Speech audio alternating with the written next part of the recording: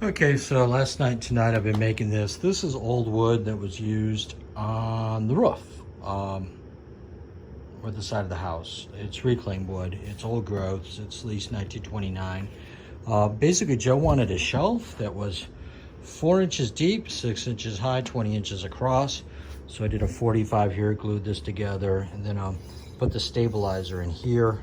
So she's just kind of cut into there, did that by hand, and I made that too big, so I put some pieces of wood in there, then glued her up. So I'm gonna do a little more sanding in here, and put some finish on there and call it a day. But it's very old growth. It's nice pine.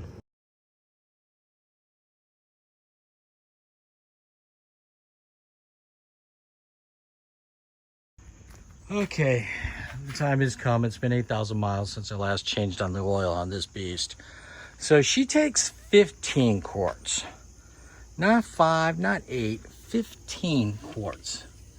Man, that stuff gets cold. It's only been running a few minutes and it's already dripping. So yeah, so that's 3 of those.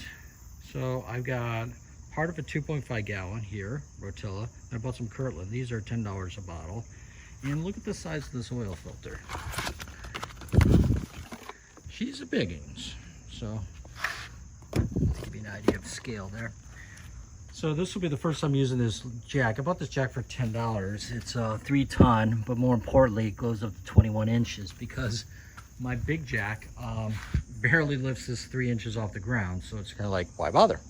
But I want to get her a little bit easy up off the ground a little bit there. So I'm gonna get a piece of wood, slide it underneath there and jack on that, and maybe get a little clearance here. I did want to change the fuel filter on this. The fuel filter's, she's around here someplace. There she is. There's a drain. So basically, this is part of the fuel oil separator plus the fuel filter. It's gonna it circulates a lot of fuel through the system and tries to separate the air out. Air is bad for the injectors because if the injector closed, there's air, it's gonna slam and it wears the injector out. So she's got a big old filter. They recommend every 2 oil changes. So I changed this last year. I changed the oil this spring. And now, of course, I'm changing it. So on the second change, I need to replace that. But the Amazon hasn't delivered yet. It's tomorrow, and I might be on the road Friday, so I don't really want to wait. And there's no reason I can't do the 2 separately. They're not connected. So, yeah. So we'll just pop underneath there and start tearing shit apart. So this is almost amusing. It's been dripping for about 3 minutes now. I don't think it's from the canister, because that shouldn't have dripped for that long. It's dripping all over me now. This is just a message up. No matter which way you look, and that didn't help either. God damn it. That's a 2-hander next time. Okay, so she's drained. That's the oil filter. So that's like almost 3 gallons of oil. So I gotta get it into there. And I did open up the high pressure oil pump. So the fuel injection system works off a pump down here that runs out of oil. I took this cover off and I sucked some of the oil out. There's a little tiny 3/16 hole there. I filled that back up. That's not good. I put that entire big bottle that originally held 2.5 gallons in, and then 1.5 regular ones. And yeah, we gonna let it sit. The oil filter alone filling up probably took half the dipstick there. So I think we're done. Oh wait, I got a stand-up meeting for work in 15 minutes. Yay, 8:45. Gotta love that. Okay, so I'm loading up. I'm gonna leave at 5 o'clock in the morning. I'm gonna go down and put shingles on that roof. These are unbagged shingles to match the ones that we bought the last time. These I bought today. These are the ones that you cut and they go on the ridge, little short guys. Then these are ones that my father thought were like this, but they're not. So if we need more starter shingles, I use that, or if I run out, I don't know. So then I got a box of nails and a big plastic container that you can barely see, full of roofing nails, just in case I have to hand nail them or I need a different length. About 1.5 inches.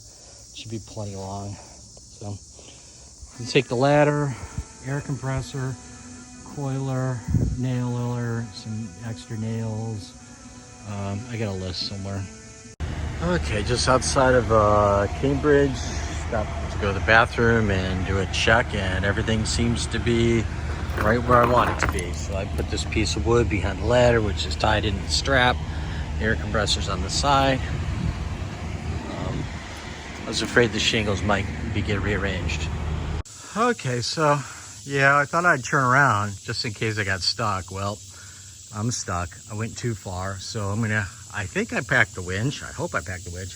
I'm gonna just attach to the trees and just kind of pull her back up out of the way. Put about 2 feet too far. Anyhow, I'll probably do that later. Worst case is I can use boards to make like a ramp and then raise that up a bit and then until it's level, and then she'll just scoot right out. I had to stop twice because of logs. Of course, you can't see the logs because I cleared them out. Shingles are here. It's definitely rain because there's puddles of rain. Fortunately, there's no puddles inside there. So despite that being open for anywhere from a day to 3 weeks, it seems to be tight. And oh yeah, I didn't even focus on that, sorry. So this side of the roof, the tar paper is still up there, the shingles are up there, and of course we didn't plan for the rain, we planted for shingles. This side, however, she's a bit more in disarray. As you can see, one of the pieces is hanging down and they're all over the place. Good thing I brought the stapler, though I just found the stapler to get in the generator. So I got the generator out, one of the air compressor, I've got my nailer right there. I've got an 8-pack of Gatorade, some clothes I won't need, and I'm gonna get to it. Again, I hope I brought the winch. It's gonna make this easier. We'll see.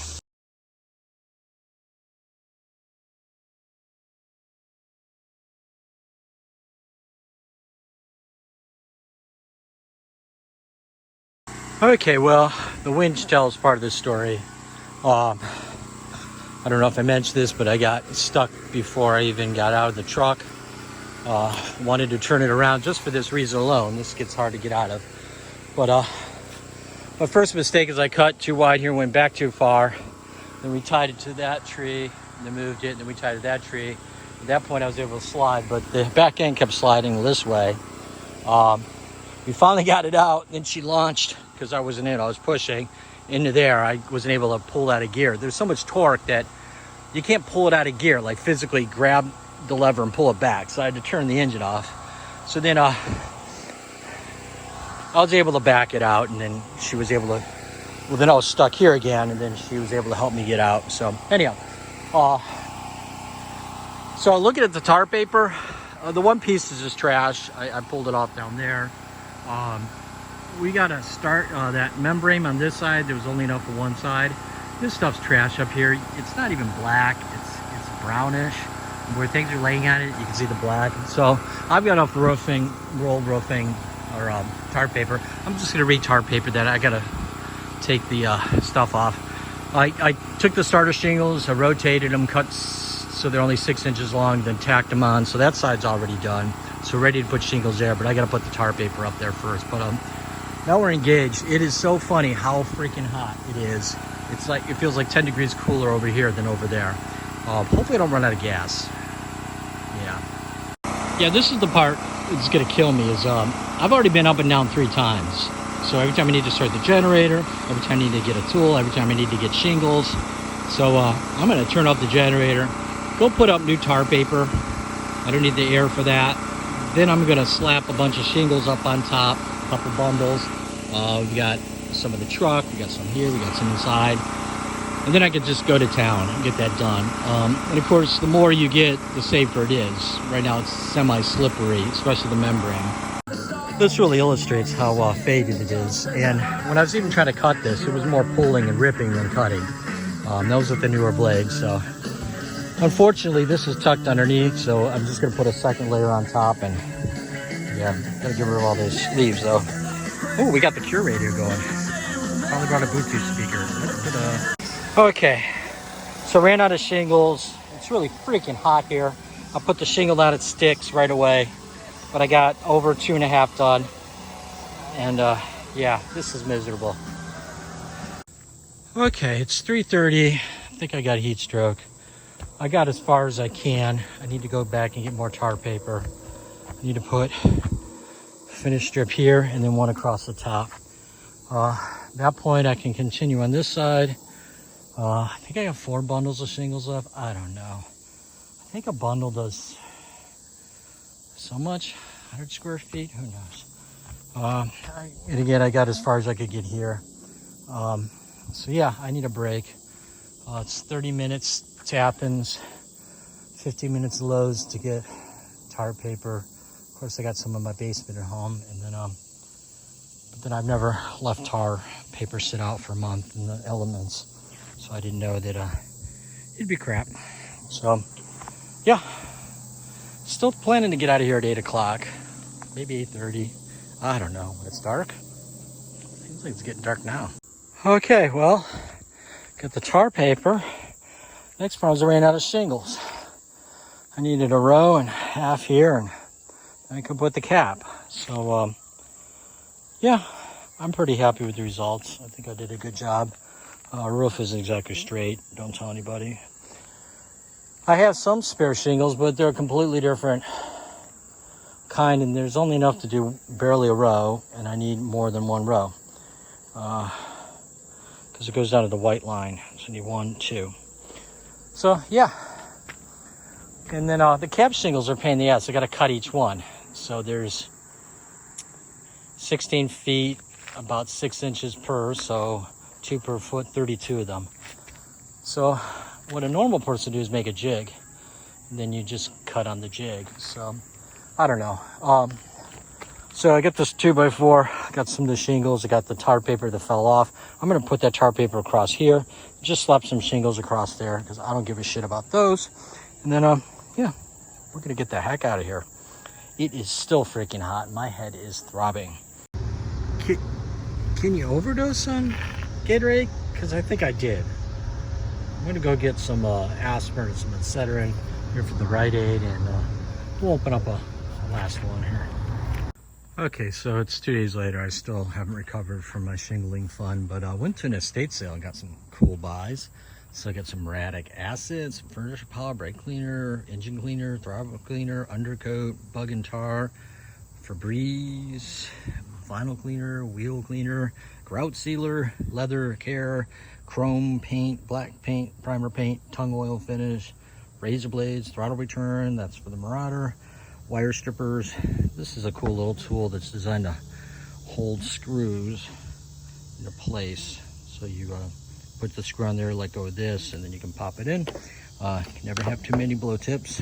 This is a unique flashlight. It has a little magnet on the end of it. Yeah, that helps if I actually focus on there. Magnesium float, probably have 2 already. Staples and drywall screws.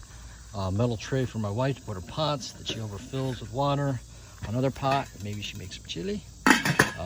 Some kind of dusty but fairly good shape Nikes. Some comfort shoes.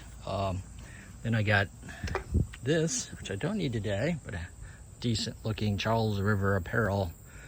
How did that hair get on there? That's not from me. Then a t-shirt, black t-shirt. So I figured 20 bucks was fair.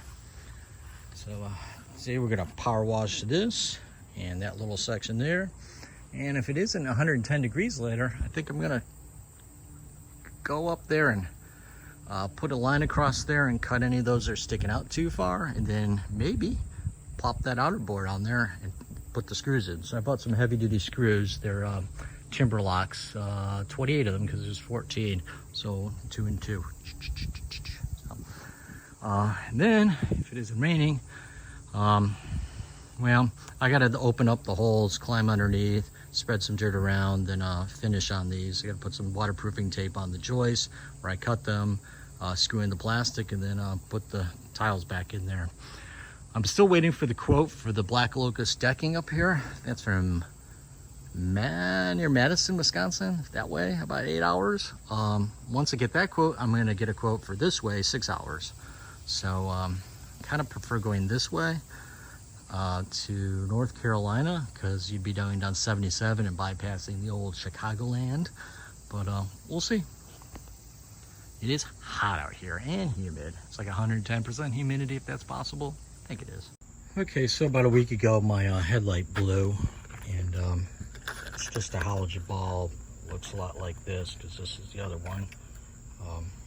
Unfortunately, they were $17 a piece at the local store, or I could buy 2 for $7. Now these are Osrams, which are very high quality, but they're more used in Europe. So I got 2 of those. So I'm going to keep that second one because she's still good.